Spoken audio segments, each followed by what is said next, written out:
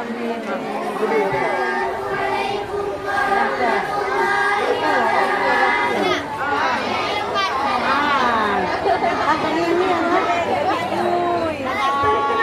kami dari perwakilan kelas 6A ingin membawakan sebuah nasyid sebagai berikut.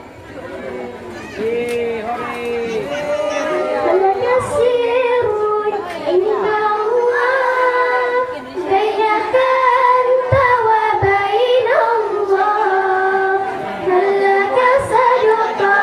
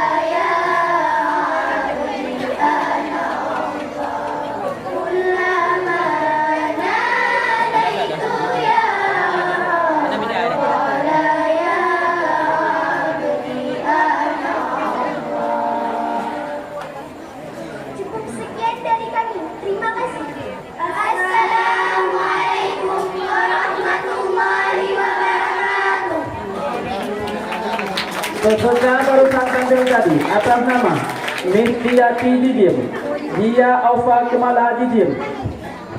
Cut Rita Sagau, Aura Abila Sagau, Ashila Putri Heng, Hidayatul Ulia Kembang, Bianul Fitri Jijim, Maida Rahayu Dayang Menara, Misha Ring, Wanda Hafidah Jijim, Nafisatun Hafidah Ugadeng, Kiratun Nuri Pulau Baru, Khairul Nisa Umami Pulau Pandai, Fairuza Umayyah Cersetui, Nurul Khabisa Cersetui, Nabila Paloh Tengah, Syora Azifa Najwa Jijim, Zaskia Rahmadani Kumbang, Nida Arifia Jijim, Sifa Aulia Sagau, Safira Marika Jijim, Rizkia Ulia Kumbang, Naila Daya, Naya Azura Caturan, Zahwa Nur Kanaya Daya, Nailul Muna Asatica, Nuriatul Ularing, perwakilan kelas 4A.